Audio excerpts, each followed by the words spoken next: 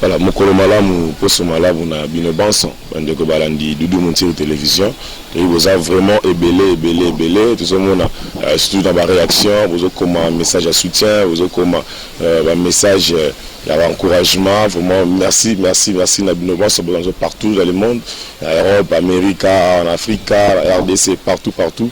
Merci beaucoup espace autorité morale je t'aime merci beaucoup pour le message dans le lobby. Merci beaucoup, je suis Kayembe, mon oncle privé, merci depuis Lusaka na Brazzaville. Alors, trouver ta masolo politique na Tonga Balelo, Bandeko Balandi, tu yebi Vaja Mokonza Mboka, Azalaki na Israël a quitté na Rome, et puis c'est l'information qui n'a pas fallu qu'on paye cause toujours na 4 calendrier na tu trouver taper masolo, la message ya mon amour Jean-Pierre Bemba Gombo, Azali président. Il y a MLC et puis tu peux taper ma solo na message aux vraiment congolais n'y a ce bateau là il y a président Moïse Katumbi pour la position na sur le toi kotika na kati ya union sacrée et puis tu peux taper ma solo la mokuse na suspension à grève côté à ministère de l'enseignement tous makanisi a invité to yambi na tonga le lomo to na mayele pasteur Serge Taboko azali na biso to pesi mbote pasteur mbote ndeko journaliste pour l'invitation. Voilà, tout le temps, masolo ya Vaja Mokonza Mboka, azaki na Israël a kitaki na Rome. Calendrier azaki vraiment na la mission ebele, azaki titre ya honoris causa, honoraki na université à Neto ya Mpanzi à Israël et puis azaki puis reçu par Mokonza Mboka ya Israël. Alors, démarche pour l'intérêt à peu congolais puis l'honneur à Zuana, réaction que ça a analyse que ça a pour savoir que votre micro. Merci beaucoup. Bon, pour le respect na yo pe ba téléspectateurs. Ce titre honoris causa et que vous avez l'intérêt à congolais, je ne sais pas. Et ça, ce sont des titres honorifiques. On va payer ça quand bateau, moto à imprimer moi dans le domaine moko songolo, à salika moko peut-être na football. Dans le domaine union sur la vie et qui m'a camboana et c'est ici. Soit pays naïe, soit continent, soit monde entier. Des bagos pays ça est titre wana. Bon, na tout ticket na ba congolais. Na habité de Félix na bolingo sotoza nango c'est notre frère et là on est congolais pendant ko bakena azo mériter diplôme banda yé ndenge to bundaki po kabila kenda nde bazo pese ba diplôme c'est au congolais moi en termes de développement ndenge ya mériter bon ndeko ngai vraiment moi quand je parle à un moment donné à la télé à la radio je dis que je parle la politique avec le cœur ce n'est pas que là je suis trop je peux dire quoi émotionnel mais quand je dis je parle avec mon cœur c'est-à-dire bolingo ya mboka c'est-à-dire mon Congo to mon ngo tenengo leki na 24 leki na Gombe oleki na Kitambo banda le moni Congo mon frère ba congolais baza ko souffrir na niveau soko zuka ka image ya makambo zuri ka na est ozu ndenge ba congolais bazo vivre zo ka ndenge ba naufrage zo sale ba congolais ata bateau atambeza kate ba congolais ba voyager lokola ba nyamundre to na moyen âge ndenge ba koko kala banda okanga banzete po bato ba voyager likolo po ba déplacement na bango donc tozana na ndire ba moyen âge c'est-à-dire congolais za ko souffrir moyen de communication en termes ba voie routière égalité on se comprend même ceux qui le batina magistrat batinda médecin ba militaire qui balinga ko kendate parce qu'il y a pas la lumière il y a pas l'eau il y a pas savon il y a pas les ça dit l'eau ko ezate yango to sentir quand même volonté pas mokonza mboka tanga zo tambola et pas pesi message lobby d'ici début à 2022 au comment va changement va se vraiment je crois que cela qui a même l'autre fois ko tambola na 21e siècle là mon frère ce n'est pas et ça na ko mabete mokonza tambola mais na pona intérêt à développement ya mboka Congo ndenge zabu na ba potentialité tout aux anango en termes de colbate, uranium, colta, tout ça, pétrole. Tout ça, on a besoin de voyager.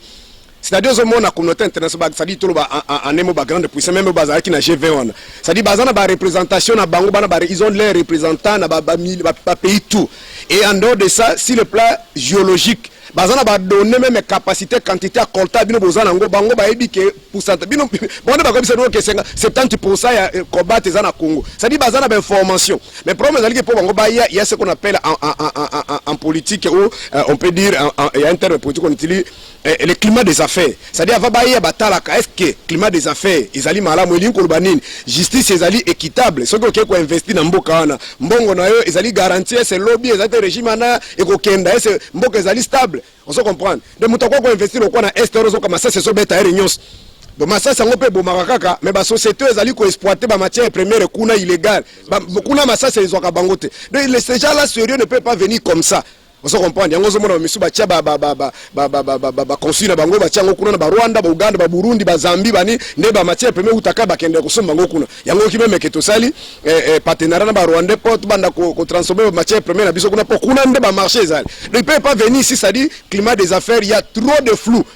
Trop de flou, donc makamba développement ezali kambote batambola ezali ndeki soki to bongisi mboka na biso to rassurer bato wana Congo ezali lokola mutazana immeuble ya 15 niveaux azali akena ma banque ba ngade fata musu $1000 c'est ba kopima parce qu'il a l'immeuble mais soko ke ina banque moko boyo za ni na ndako za ni na musala na ko pesa mbo pour moi Congo c'est aussi la position il y a opposants congolais donc bon ça va contre campagne par rapport à vision chef de l'état continue ba message sali marche masebeti botalisi comité international botala na Congo to ba image wana pe quelque part ils ont découragé investir vraiment c'est pas ça vraiment la raison. Ça dit opposition même en démocratie ils ont légal, ça dit ils ont normal ce qui moto au CP na likambote ko sima mindo kité ko kaselo ka moto te tambola exprimer mais ko vendre image ya mabel libanda ndé. C'est quoi problème ça la kaboye? Mutako le kabandinge par exemple papa etse sekedi bangunza mwene banda ko sala ba tournée européenne na États-Unis pona ko kende ko salir Mobutu mais makabango bazo loba il faut que ezala les contraintes no bango bazo trouver ba partenaire bazo mona sur le terrain mais tango bi par exemple que Mobutu azo sala ba massacre mais ba yebe ba kuta tete tidabo ka kufite ba mona lo côté au moni que ba démarche na bango ko zala sans effet mais tango lobi par exemple que bazali baza ko miseler par exemple bino ba journaliste mais ba yebe ba kuti que mo kuna zana na parquet soki a 4 mairie. Bon, donc, tout ça, quand vous dites, qu'il y a des arguments. Bango bazali ko promouvoir makambo ka ba droit de l'homme bako sa ba rapport bango même si ya biloko musuba chaka ba commenter osoma biloko ba droit de l'homme international ba chapa bango ba fona bango mais néanmoins biso moko tozo funga bango porte eza loko makambo lekaki na Libye par exemple même makambo lekaki na mboka na biso économie sera Mobutu ezaki au rabais tout le monde a décrié ki ba mutalingo kenda te ah boto ko tata ba rebelle wana ba kota ba peuple pas yambi yango mais tant que bino ngo sa rébellion ba moni peuple boy même baton ba ça dit la communauté internationale mon frère ce sont des grandes puissances c'est pas un tout le monde va dire comme une communauté internationale ils voient que les intérêts quand ils trouvent que sur le plan interne rien ne marche bango ba koya ka côté même ndengo so mo lelo osali ba marche peut-être ba to ba bimité ba ko lobela ngote mais so mo osali ba marche ndengo so na souda les gens sont morts il faut intervenir on va battre que ingérence mais yo sala makambo bien ba koya te.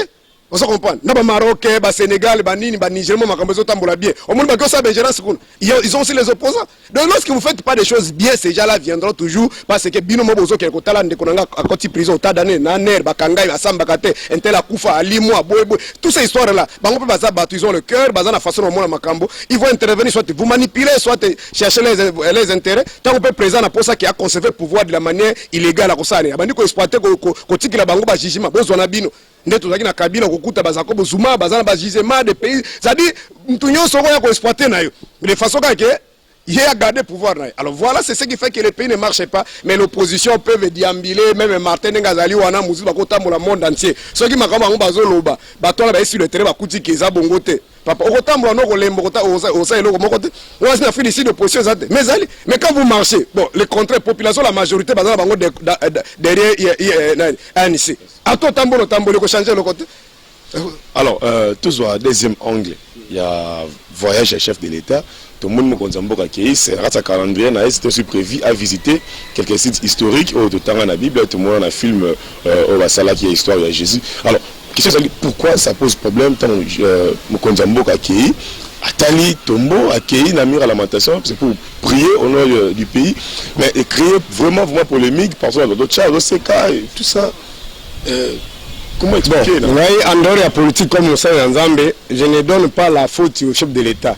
Et il faut qu'il y ait un enseignement place assemblée là dans son église on a dit que l'Israël c'est un peuple béni conformément à la parole de Dieu comme Dieu avait dit à Abraham celui qui te bénirait je le bénirai celui qui te maudira je le ça dit il y a une version à Saïni pour lui Israël c'est un peuple béni. Alors mais, Israël c'est comme le Vatican pour les chrétiens.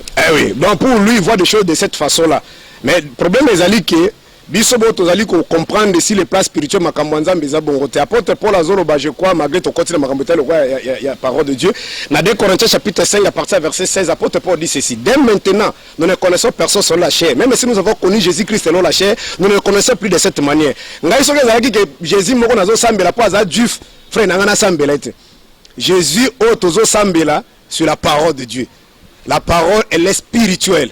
Et Israël, sur le plan historique, c'est juste un peuple que Dieu avait pris comme échantillon pour la qui s'abatolole nzamba fonctionnaka. C'est un événement. Donc ça n'a rien à voir, ça n'a rien à voir. Donc ça, par exemple, dans Romains chapitre 2, à partir du verset 28, apporte pas à expliquer bien. Abi Israël, on zamba bandeko dans la Bible, les Israël charnel té. Et même la circoncision, Abraham, c'est pas la circoncision charnelle, circoncision évoquée. Ok, sur la Romains chapitre 9, à partir du verset 7. Abi, tous ceux qui descendent en Israël ne sont pas Israël. Pour être Israël, c'est la postérité d'Isaac. Pardon, la postérité d'Isaac. C'est pas la promesse. C'est-à-dire, tous ceux qui sont dans la promesse, de Bango Bazanani, Baza Israël. Donc, Israël, c'est Ezali Makambo, Eza charnel. Israël au physique, et pas Nani Benjamin Nathan, Oazo Boma Kubunda, Kana, Palestinais, on a. Et ça, on a un peuple, le peuple Nyos. On se comprend. D'abord, quand Israël coûte physique, même si on dit que j'ai hésité. On se comprend. Donc, c'est un peuple que Dieu avait pris comme échantillon. Quand Dieu disait, pardon, dans la Bible, dans Isaïe, que malheur à ceux qui descendent en Égypte pour aller chercher les secours. Il ne parlait pas à Égypte et à Morsi. C'était un langage spirituel. Il faut qu'on ait un monde spirituel pour comprendre le langage caché en Zambé. Dieu, il n'est pas charnel. Alors, il y a le quoi, il y a charnel. En plus, tu es au tombeau à Jésus, tu as ceux qui flèbent Babylone, on a combien de siècles. C'est vraiment, Jésus a Zakuna. Donc, Babylone, on a tout. Faut a été Zali enseignement à une église, il a dit même quelque chose peut-être qui m'a dérangé l'autre fois. On le voit Mobutu akataka ba relation, il y a une malédiction tozanango, et alors le contrôle tozong si ba relation na Israël, mboko zabini, banda zong si relation. Et là on est ça. Israël bi besoin ba ça n'a rien à voir. Il est aboma ba juif combien. Oyoka Allemagne ils ont maudit pour boma ba juif. On les a makamusus. Otozolo ba Israël ils ont ngolo ba congolais ils ont nyonso bazoluka vie na bango normal. C'est qui est vrai, ils ont une histoire, ndenge pe barabe bazali, ils ont une histoire. Comme konzama bazoba que la bénédiction de la RDC viendra par l'Israël. Non, les gens ignorance, faut qu'il ait des enseignements zokakuna na ba biloko ba ensemble de Dieu, y compris la parole de Dieu de manière charnelle. Oh l'apôtre Paul, je crois je peux terminer par là, dans 2 Corinthiens chapitre 3 verset 16, il dit ceci: un point de gloire à l'Éternel quand nous ne regardons pas aux choses visibles mais celles qui sont invisibles. Car les choses visibles sont passagères mais les invisibles sont éternelles. Et il termine dans 2 Corinthiens chapitre 3 verset 6, il dit: Dieu nous a établi des ministres de la nouvelle alliance, non de la lettre mais de l'esprit. Car la lettre tue, l'esprit donne la vie. Hébreux chapitre 8, il dit ceci: la nouvelle alliance a kosala ngo isusu ya nzoto te, mais alliance ya sika kosala ngo ya nini na kati ya mitema na kati ya esprit. Personne enseignera une autre. Donc babilo kona zo kende za bansema bate ya kaiba faute za ya yete, eza faute ya mate ya zwe. Donc ça n'a rien à voir, il faut changer le côté, ko baksape le côté. Donc ça le côté zaka bon. Peut-être abakisi ba photo na album na ye, mais ça n'a rien à voir. Voilà. Pasteur Serge, analyse politique, na sali moi réflexion moi mouké à chaque fois mon konzambo quand ça va tourner ça va voyage, ce qui va lancer photo, ça pose toujours problème sur la toile au moment même ba commentaire, la photo dans les réseaux sociaux, ils ont toujours qui n'a sens il y a recritiquer. D'habitude faute ça na bateau basant la direction na la communication, lancer ba photo dans mauvais moment, tout ça congolais aliko zwara ça va faut fouiller tout le président qui na Tanzanie côté à Dubaï à côté na musée makolongolo ça li problème tout le monde président la tombe Jésus ça li problème ça tout le président la guitare va faire une photo na président de l'Amérique et poser ce problème ce sont des photos prises dans mauvais moment tout congolais à linka ka ça la critique na ça li ba ko bazola na par rapport à la question to comprendre question dans les fonds vraiment vrai problème à question ezanine eza problème à légitimité. Ça dit ce qui est notre comme niveau que to sali ma ponami to lobite que kozala ce qui ndenge nini mais on a contesté bati que l'état ko sala vérification après lobi que non ndenge sami na Zambie na ba pays nyonso to to sali maso na Cap Vert quoi ba élection sami o ya perdre à reconnaître ba débat nyonso zo mona stérile we ko sala nini e ko sala te ba débat zo ya pona nini parce que il y a une opinion. On va aller reconnaître le président de la République. Il y a maintenant ceux qui sont derrière le chef de l'État. On va dire qu'il y a un chef de l'État. Le Cola Bino Bozoboa qui est un chef de l'État. Tel la couta qui est un sika bontel à Saguinini. Ayambaki. Ce que le chef de l'État, c'est pas grave. On a un message. Guerre et communication. Ils ont ça les mais pas collaborateurs. On va dire c'est ma chef de l'État. Bon sakana qui boka qui Trump nani Joe Biden ko yamba été. Et on a yambi été. So bango bazo sala ngo pona bango. Pona bango moni keza musala. Nzoka ndeza sans objet. Même chef de l'État bambia na pape. Vraiment ko baksani ba Congol. Kabila bayambaki na papa mais abeta ba congolais masasi na kati ba église ça dit on est en ngo ça sont des débats stériles débat ils ali vrai promesse yango wana ce qui Félix ande ko na biso ndenge ba ba se bandolo ba na c'est to sali vérification et que yego nda gagner biso a gagner ki to ko soutenir pas ande ko soutenir opposition mais le ko ba linga kité polémique to zaki na ngo ya Kabila depuis papa Tshisekedi asa président Kabila pe kokendo ba yamba ki koto ba sala ki koto nde moni ba débat inutile wana surtout ba débat ici là to organiser ma ponami o ko sala ke même ceux qui à 100% mais à 80% ou 90% et les kamalam ba débat nyoso inutile ko sila on se comprend donc nyoso bato baza na bureau de communication pour na bomba linga bala bato ke bino bokase ke nini ba yambi écoute pentel ba yambi pentel za président ou kilombezo sa nini ils ont ata bino bondimi ete mais monde ça nini de bref pour na bango message ba linga bala kisa yango wana mais n'intérêt sur le plan de développement loko la débat ba sala ya président États-Unis na éviter na maile mukenga na zana ngo c'est président États-Unis pe akoma na bureau moko na Rome kuna sala ya mbaka bato kuna ayamba ke na ambassade. Bon, ezalango circonstance conférence moko ya GV ba bengi ba invité peut-être yé pas aller représenter l'Union africaine et permettre ga komi à profiter pe beaucoup pe boza benemite to kenda ba fête musu ba benga ko koma beaucoup ta ministre moko pe kuna pembe yo pour profiter au tiers moi photo na nani na ministre pour bando la sabato ke ministre ya mbaka nzoka nde beaucoup ta na fête mais le roi ministre pe ta musu na belle famille wana beaucoup tani kuna donc Joe Biden akoyamba ene États-Unis na bureau na ye po ba solo la mais bilo ko la sabato ka photo siko ba solo la gini Congo a gagné ni na photo na bango. Donc on a que Congo a zana non dire bato bana antiquité na ebité vraiment na ebité ata na Corée du Nord vraiment ba Corée ba ko sepela po Pyongyang ba yamba ba pesa ke mbote na Trump vraiment. Voilà, merci beaucoup Bando Walani tezana monsieur Serge Kabogo azali bon analyste politique. Tozo deuxième sujet autour soulevant wa mamu ya élection. Jean-Pierre Bemba Gombo a lancé un message fort. Est-ce que la négociation la analyse et quoi aboutir à quelque chose, réforme électorale, publication bureau par bureau, est-ce que au monde a vraiment qui est union sacrée, tout ensemble, il y a un acteur politique, merci beaucoup. Dans un respect na leader wana parce que ça muto oyo to après ça qui espoir na ba congolais belé imaginez mokola yaki na kaso monde ndenge ba congolais à monde entier boza na 4 misu na mona ku ba kata bilamba. Bazo bisatu kabiro sakanaki mais oyo aye mais pour na biso ponanga c'est que j'ai bénéficié pas bien bezali ki alakisa biso combat alakisa biso bolinga mboka bon teza na monde politique mutakoza la pas sale mo donner pas saini na lembi ponanga je nazo retrouver été na lettre wana sali pona nini parce qu'il y a na faiblesse moko na kati ya ba leader politicien congolais bango prendre bango za kanini soki asa zui décision ata mo likamone zo sale mabiente kozonga sima balinga kozonga te pas la sona zongi sima to so bato bakoloba de na foncer kaka même tant ozo mona que ça marche pas vous ne perdez rien parce que peut-être na ko révéler na ba congolais bazolanda biso soko moni union sacrée Katumbi Bemba na Félix ba parvenir te ko sala document c'est-à-dire charte moko pe bazala ensemble problème ezala kini na niveau IDP ça je le dis ça c'est vraiment qui confident mais je parle ça problème ezala kini mais pour na niveau IDP il y avait des blocs.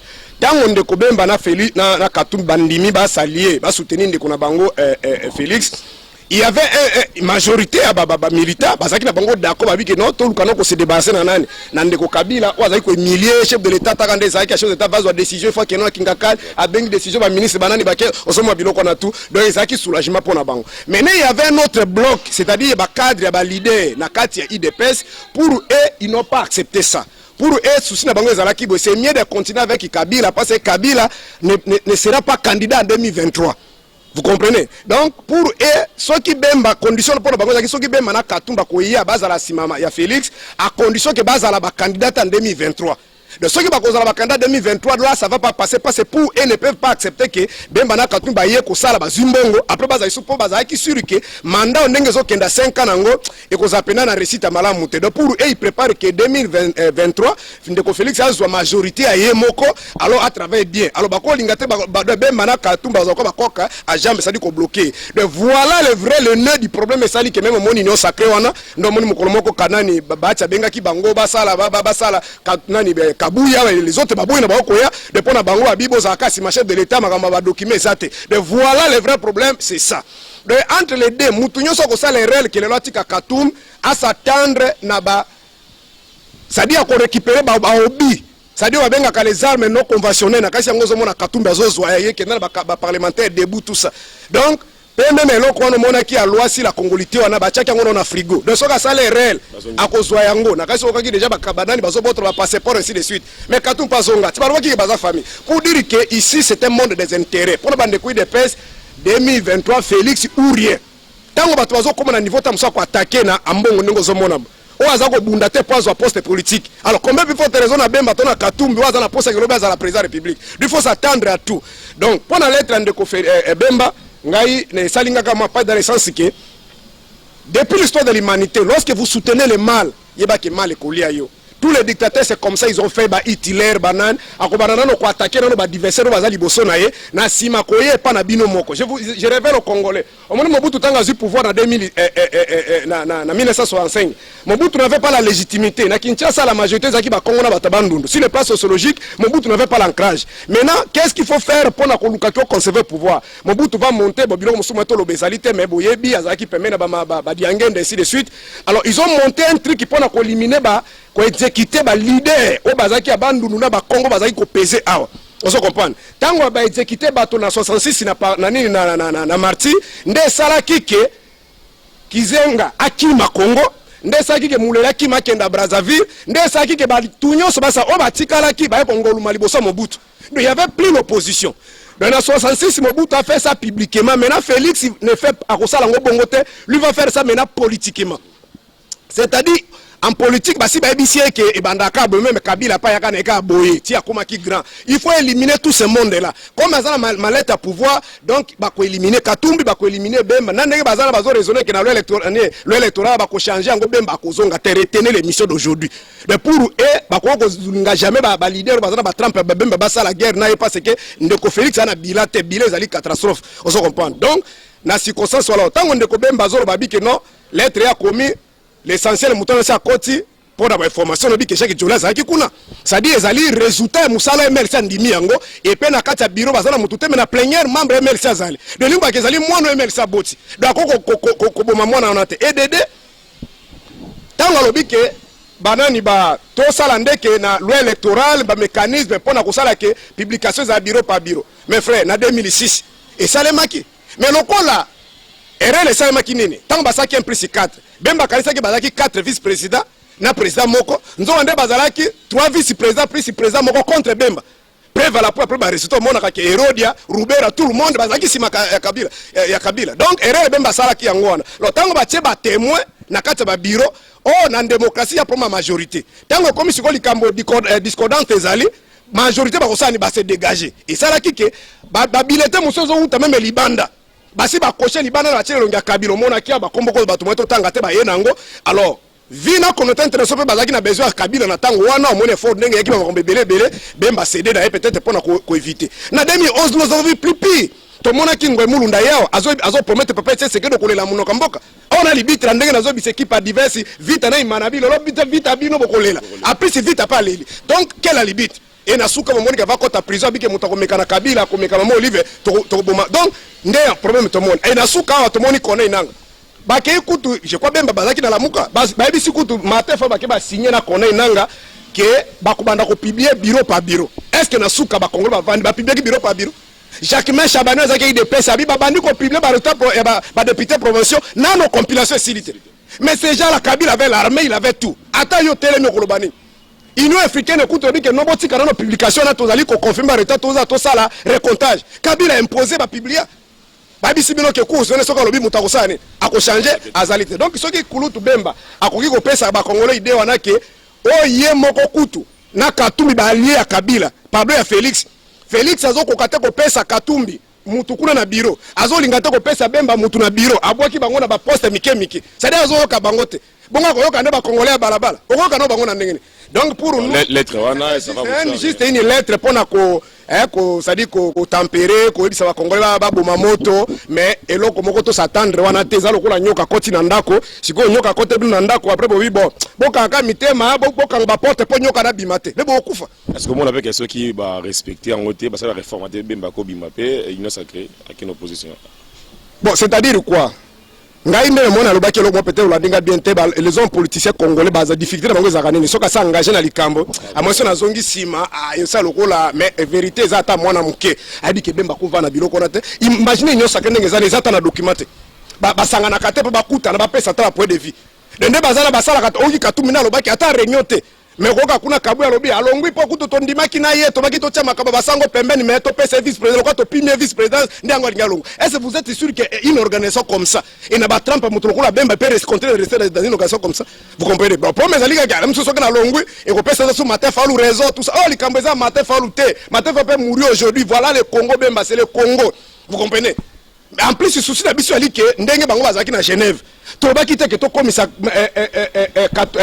Martin Fayulu to nani to commissaire Monac promesse ku basala ki document ya 2 ans to kenena to bengana nano ba envahisseur tango to kozwa to kotika la biso moko to sala ba réforme ça avec Félix ensemble ils ont dit ça to sala ba réforme ensemble tous les candidats bazala libre basani ba postuler tozong sa élection à deux tours souci to ki na ngonde yangona donc ndenge ndeko président Bemba c'est mon président oya yaki soki aligatika kana option banga bakabo bazai ba continuer bitumbana Martin Fayulu biso to vandi to wando saka ba communiquer ndeko Félix je regarde la carburant je regarde les Congolais azaki déjà asphyxié parce que bandi comme na bande ko ka menace oyo mabunda bande ko sala Félix soko sakadi ba ko kangayo o ka ki ba menace ota moment ndo sala Félix et ba yeba ki loko bazaki na ku construire ba ki na tout ba bande ko fixer ndeko Kabila Félix de Félix ndenge zaki wana option na bois de sauvetage na zaki kaka bande ko no ba yaki wana metango bande ko baye na kaso landa ki réaction kabunda bino bwa ko senga gouvernement na banini ya bongo FCC ba ko zwa nini ça dit c'était jour même mana katu banga ba comprendre ba se retirer libéla yangwana c'était vraiment un coup dit Nakasime Franck Tonga sengela qui pardon mais ça continue ça dit promet ali ka kendenge bango wazo ke na cap wana mais je sais que il y aura rien de comme de changement na kati ya parlement Bemba azo peser te ou ko changer ba don na kati na libanda pe na si le plan politique ça makamba si bonation wana donc il n'est pas candidat donc motivation ko zalate donc pona bango soki to tiki ndeko Félix na makambo oyo to s'attendre que dictature ko zala mboka je l'ai dit aujourd'hui à la télévision Mobutu kutakosa. Alors, même quand à presque n'importe président Moïse Katumbi P, l'être n'est très attendu, position à Lubumbashi pour continuer toujours la consultation. Est-ce que aux hommes on a vraiment ensemble équité Union Sacrée? Bien qu'ils aient à peu près mais hier, Ndengi Yokaki, Ndengi Lobamaki, qui a raté poste au Balaka qui est na Seni, est-ce que ça cause à la cause il y a départ na Union Sacrée? Bon, biloko on attaque Kabuya Zoloba na ezatobi bango ba tactique mingi ya ko humilier ya démagogie tout ça pour na ba biloko na bango bazaka nango mais problème ezande ya faute pe ya Kabundi ya Kabuya te ya Kabunte faute eza moko Katum c'est-à-dire quoi eza la président Bemba eza la Katum bango tango batika ki matefa bakendaki pa ka Félix na babandaki ko kozala sur na position baba zaki nango ça dit suit à plat opinion avec qui ba kozoba bango en considération effectivement tous à la sincère consultation ndeko Félix c'est que soit qui crédibilité ezaki Bemba na Katum na Mosengo na Mukwege bato bayaki mais si le pas politique ezaki Bemba na Katum puis c'est Chadara ça le baga ke biloko ka Félix a osala ne ko simba ta ko songa awa mais tango Bemba ye na nani bato bazaki sipri mais alors tango baninga ba komi olio basa eloko moko nde bayokanaki omoni bataki ozomona bagye bazo kanate tout ça ainsi de suite ezandenge ezali wana nombre kutu ba kabola ba poste ezo simba te donc problème ezali ka ndeko Katumbi. On est en train de tuer des politiciens. Ndengazani va mourir politiquement. Na kasi soka ba menace bazo bisaye ba député kutu ba basi ba récupérer ba mususu ki ba mususu ya biso toka ko signer au moment président a ordonné tout. Vous comprenez ça tout ça. Ba information mususu toka ki ndengezana ba kozongisa makambo ya congolité na wana soka salaire ba kozong. Ça dit yango kuto zobanga ko bomba te bazolo bango na polele. Zo appelle la couloir pour sa gestion ya Katanga. Ndeko Félix Katumbi. Soka zali ko rêver. Akadisi ke bazana kati ya messe ya catholique. C'est son problème.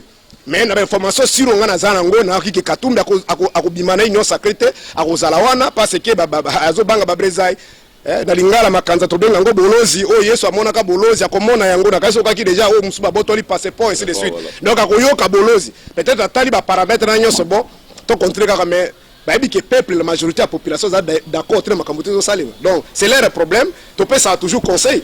Kasavubu depuis 1955 na mboka oyo azaki grand ti ba 60 azaki grand même Lumumba bot abimaki ya Lumumba abimi je crois na ba 58 59 60 asali ka 3 ans les l'histoire de Lumumba ça partout dans le monde en Allemagne na Russie pardon pas de Lumumba les politiques oza na grand mutu akala mais soko baby si batu babosani et même ba bolimbisa biso bandeko ba sensible et ce sont quand même ba touristes ya Tokyo tale bemba Kasavubu oka ba touristes ko tale bemba Mobutu mais nani azalaki grand leader na mboko lokwa Mobutu.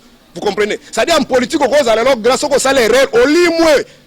Mais Kalumumba, à ça la primatie, il y a quelques semaines, il y a quelques mois à Pamba, à Koufa, mais les lois, ils ont une université partout, à Kalumumba. Donc en politique, c'est un combat politique. Ce qui est Kouloutou Bemba, Fayulu, Bazo, Mona Makambo, qui va casser Félix, c'est leur problème. Ah, on est quoi ça? Et l'autre bande Kubangi, ça y est, qui coup cautionné. Le quoi la c'est à Zouyango, à un éloque, Yakobanga, les sous-sawa, exact.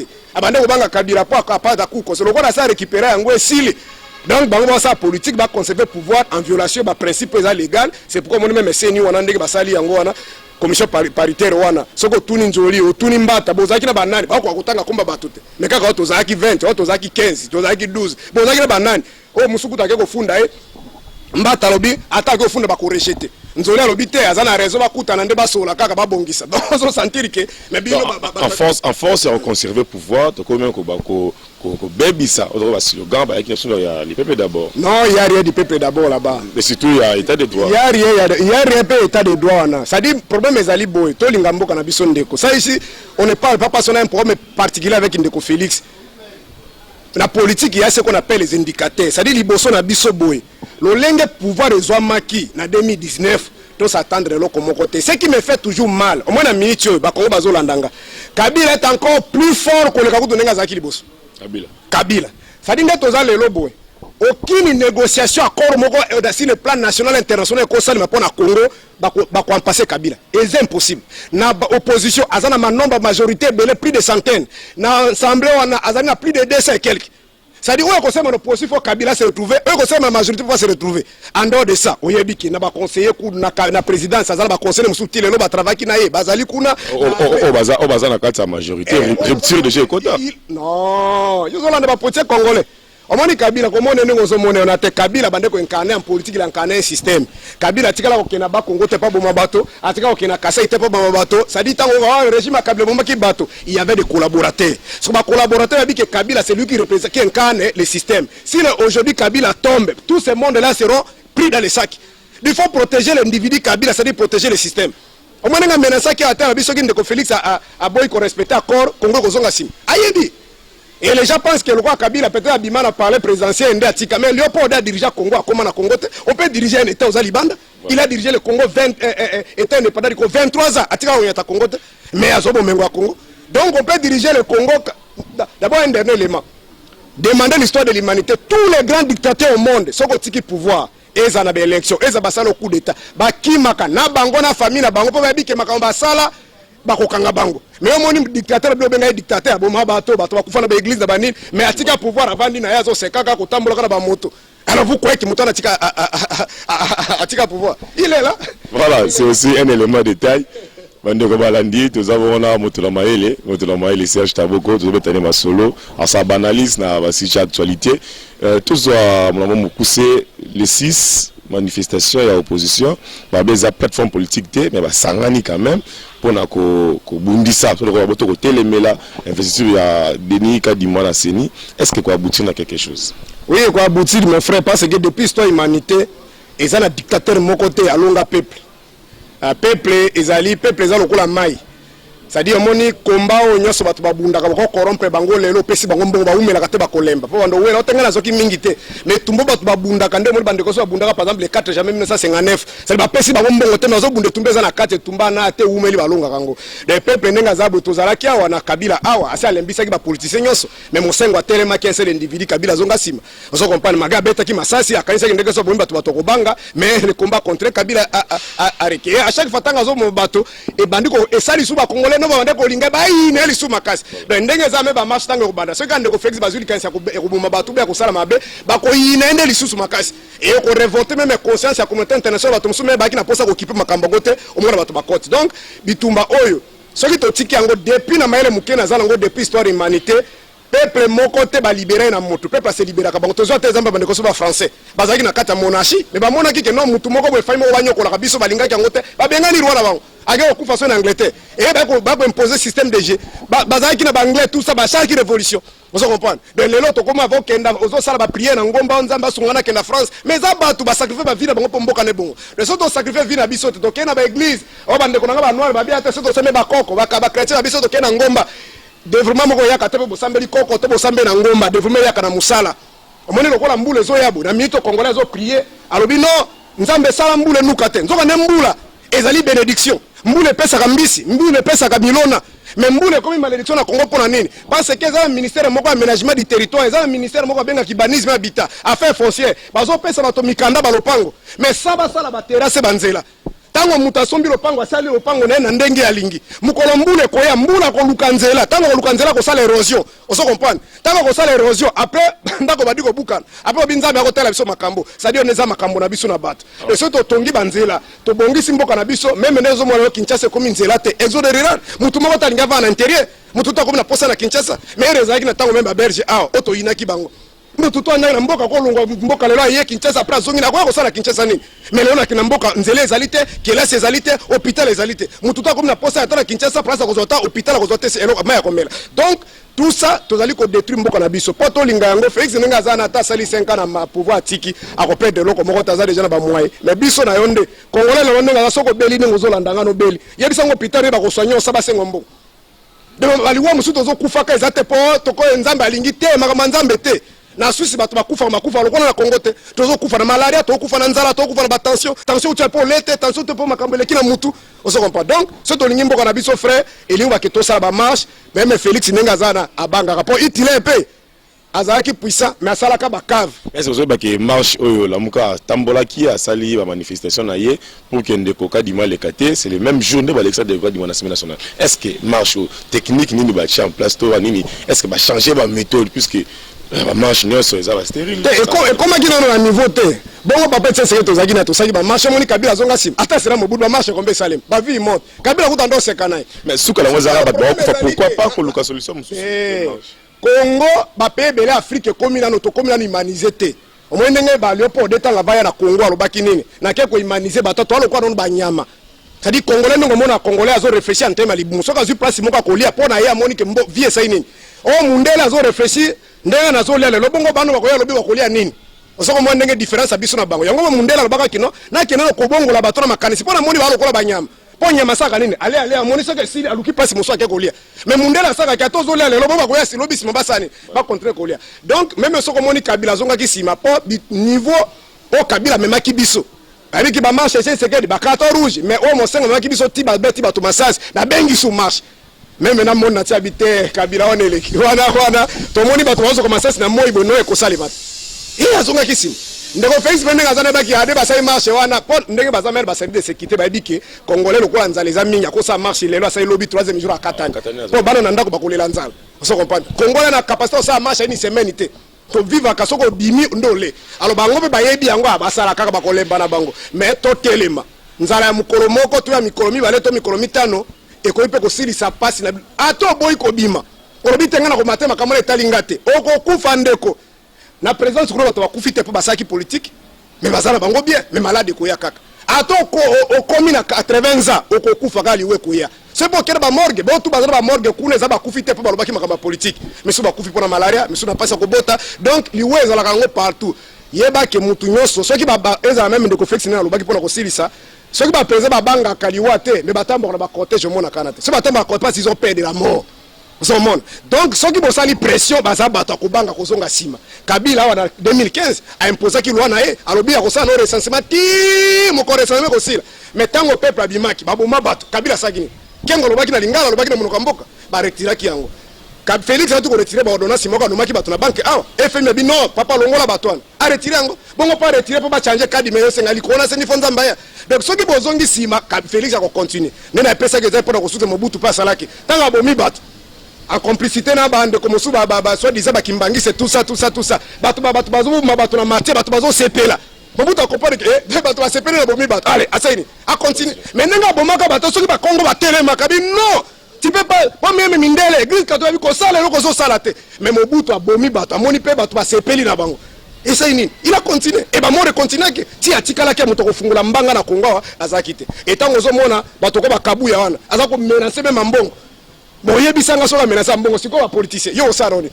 so il l'église catholique zongi sima c'est zongi sima yebisanga congolais na ko télé même na télévision lo bali est-ce que les lots ko déjà ko beta les solo ya dictature na pas dictature na mokuse ni ko ba même Mobutu même Hitler akufa ata Mobutu jamais atika ko le kana TV binga za dictateur linga ko lexane na bilembo dictateur lingo bakaka ke moto azo diriger mboka en violation ba texte au moins le quoi makamba seni nge salemi et respecter ba procédure normalité nde yango babengi dictature c'est-à-dire mutaza ko sala makambo yazo kanisa zo sala makambo te boyokana ki po constitution eza mobeko likondi eza loko to yokana biso nyoso to kotambola ndenge nango eza loko to vandi awa chef de l'état oui bon namoni lingwala neza salite mingi nazo buka bandako na sona sala ngo ferme lokwa za chef de table bibo papa yaka na ko buka biso to bimi ezaka bongo te na mibeko mboka babike soko ngolongo la population babenga ngo expropriation okopesa population na mbongo bakebisika mosusu yo récupérer place wana donc luma ke chef de l'état agiraka en conformément na nini na mibeko donc ndenge salemi wana kokende ko tia kadima kande baboyaki malonda et salemi en violation muta ke ko tika komba kadima za ni na qualité ni na compétence. Ah ben commission parité salemi wana autour bango bozaki 20 ba kombo banana obiso to yebite to kotanga komba batute mais botanga ka to ke to kenaki sani sitia caméra zalaka wana botanga fasi mais pona ko bino pe en plus boba député bobi boza ba tinda mi a peuple so bosa me bobi sa peuple mais kotanga komba bato e komi lokola ozoluka o contre ndako nganga donc fait de quoi c'est kotanga quand même tanga ki quelqu'un non yo moni mata nga zo tanga to ndrenyo ka zo la dai après mais tanga malembe de pona ko lobake même mon ami o kanga ndengeni omoni pe kulutu nzoli ne pale kaka batuni ha moi je suis pas là pour citer les noms et ces ça mystère ezana tanga ke Serge Azalaki tanga ke Dudu Motira Azalaki tanga ke nani Azalaki ça dit tanga bakuma batu ba ke yenda Azalaki po bazo banga ke soko tanga ko betera Azalaki élection zo ya yena moyini na biso ben yango baba za yo mona tatu wana ba député zo tuni salaire o salaire mutu balobaka te et ça salaire privé te biso zo tchakio peuple ne mo konzati ke senga constitution yebisa biso salaire président république coûte salaire bo yebite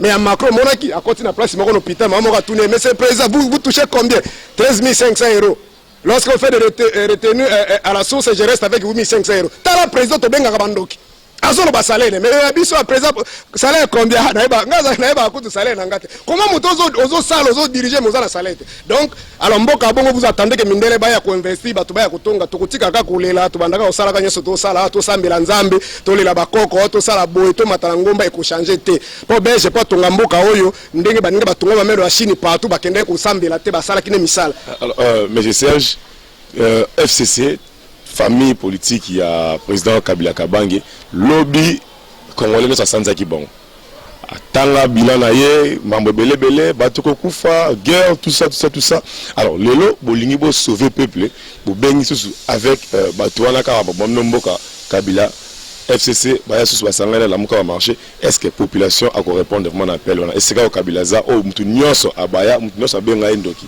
to ya to tambo suna Kabila. Merci de mutu na biko za journaliste Mayele mais motuno otuni wana ebi ke bato bazo sala bango pasi ezaka bandeko IDPS bandeko IDPS na idée na bango ezaki ni sur le plan politique la muka na ndezaki na majorité ba congolais baki simanango alors soki lokolo basi bazoki matungulu bazoki mbusa nyamwisi etikala ki Bemba na Katumbi baki ba grand leader alors soki tozo Katumbi na Bemba esili ka Félix nani Matefa atikali wana esi Mobutu pa sala yango na 82 tango basai de pesi baki bango 13 Mobutu a récupéré bango tout nde moni de pesi kuma ki Tshisekedi mais Tshisekedi moto aki président de pesi ça dit c'est comme ça au peu Félix a sali la même chose to mona ki Kabila pas sala a débauché na MLC a débauché na IDPS ils a pona ko fragiliser mona ki même na suka mais de ce particulier peut-être c'est que di Kabila zui a komi a ministre de santé comment moto to bloko tonga okoma et pas monguna on peut être c'est que ti akufa tikala ko pesa Kabila mbote mais c'est très dangereux pona ko lobake motuna wana na répondaki déjà ngona babiki bande ko bato ba pesi ndeko Kabila makasi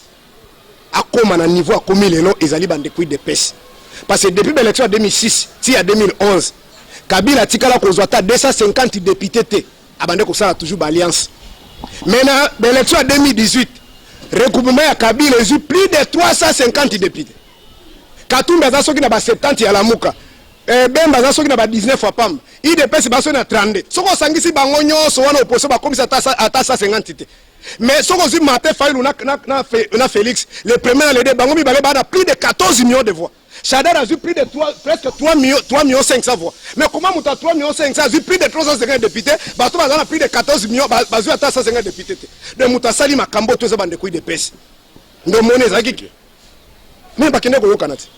Parce que sur le plan procédural les abou article c'est aux journalistes oyebi article 78 à conseil au bibo ceux qui basali ba élection et que président de la République a montré que la majorité a nommé une personnalité ou bien un informateur pour que ne kolukele majorité président de la République azaki na Namibia lobi sango nazo ya na nommé informateur to monika tongo moko muilanya na kabundi ba bino ma papier moko bote to monika Kabila azana na majorité avant d'ande kaka makamba ko sa ko bebisa ba mbongo te mais elingo lobani comment bato a cautionné imaginez Kabila si 26 provinces, Kabila soit 25 gouverneurs.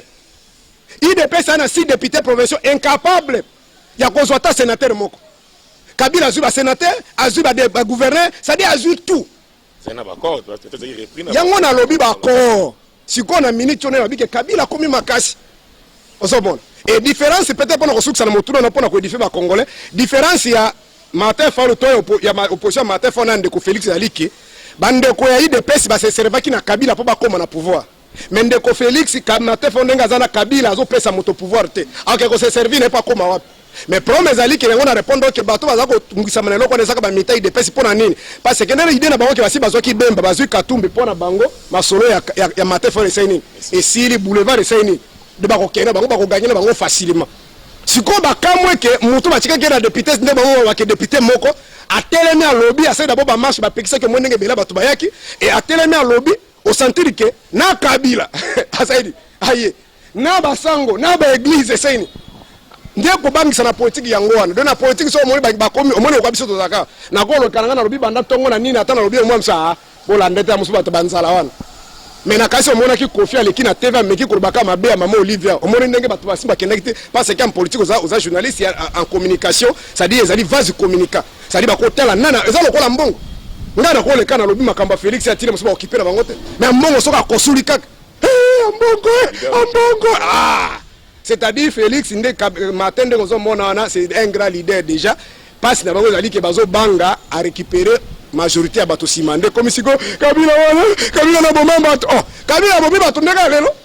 Mais Kabila bomba ki bato. Kabila to moni maman otozo pesa limene mingi maman Marthe. Alela vanda mbula mi balena mabele. Pour bakunde bemba papa.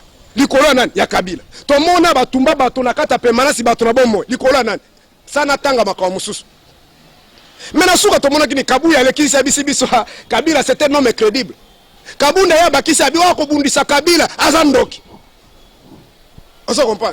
Na besoin peut tout ko pesa. Donc mutu mutu servi na Kabila sans aucun intérêt na eza. On a dit que c'est servi na Kabila po bakoma wana mais Martin Fayulu nda lobby parce que un autre élément bino bozo bosana. Ndena bisa ko ndeko Félix a dit que 5 ans ko simbate. Mais en 2023 so bazu majorité même Kabila a dit on a pour la politique tout peut changer. Les noms postés à Zana, on sait que les noms de Félix Robe a une majorité, ça dit plus de 250 députés, à y moko assis. À Rolande la Kabila, à Rolande la Batonio sur ma combat sala. Les noms qu'on s'en a pas dit qu'il y a dans la majorité à Rosane. C'est pour Kabila, peut qu'on t'a la mon ton de ton qui n'est André a changé. C'est une salle réelle. Il faut qu'on bloque libérer. Non, mon mouvement à Kabila, qu'on y a vers, qu'on t'a comme le Kamakata, Maninga Bosembo. Mais il y a mon même vision dans zéro, tout comme. Le Kabila, d'ailleurs, et c'est que Balandi Kabila, les lois, Balakisabi, n'a pas encore, mon commaté face signé la bango. Tu vois, c'est une image qui a fallu la côté qui n'a pas Kabila. Kabila n'a yé. Quoi, yébike, ce qui se passe à l'erreur. Matin, faut que tu aies mais Kabila, qu'on a la pipi, pas un dossier belé, au bazar, ou qu'on a libanda même. Il faut pas qu'on se quitte pouvoir, il faut que le Congo, à la carte des zones, les Bongo, les sujets, les cas fragilisés, tout ça, tout ça. T'as la mutatika pouvoir. Mais ma foutre, si ça, c'est ça, ce qui c'est 60 000 $. Na Congo, oh, bah, le Seigneur, on fout, bon, bah, $50. Moussa, ça, la cahier barrette. Mutatika pouvoir. Oh, même si on a mindela mo na TV abike kinga katene za lokola un pays dans un pays. Mais si ko mutabongo yozo ozo okasake bomengo na nja otikango. So ka sala rebi ke Félix akolia elobi. Di fa bunda abunda ndenge moni ka ebike no fona landa Martin Fayulu. Mais ngai no ozo mona nga mukolo Martin Fayulu na lobaki meme boy. So ki Félix Kabila bongoli motema na mabengo so sala kibiso. Yi fo ya ndena na Faden House aye pa Martin Fayulu to moni penda Kabila so tatindi bato nae. Te to ndimi officiellement ko yasima Martin Fayulu. So ki Fayulu la longoli makolo nae ake pa Kabila. Kaka nde kangaka mission alelo. Na ko ya ko tirer. D'abord ko le kapete na ko sala pe angote. Na nga pe na kasima bato te Martin azana lia katambongo na ete. To kota be merci to tika ulia tam biso to bunda pona mboka. De soka sala lelo ka bongo zala haute trahison. Ça sera vraiment une haute trahison. Voilà, merci Mme Balandi pour comprendre comme Nasuka, tu as mbagi pour Nabino, monsieur Serge Taboko, Motolambaye, la PSI vraiment makanisi belé, dans différents portes soli, Panza Sango, Panza Lien, Kabola, tout ça soit Libakou, Koyoka, Boania Oebimi Lelo, na monoko ya monsieur Serge, on a vu notre koutani pour Nambala Sima, Moron Jabak na Sima caméra, merci Nabino Bas Balandi Biso.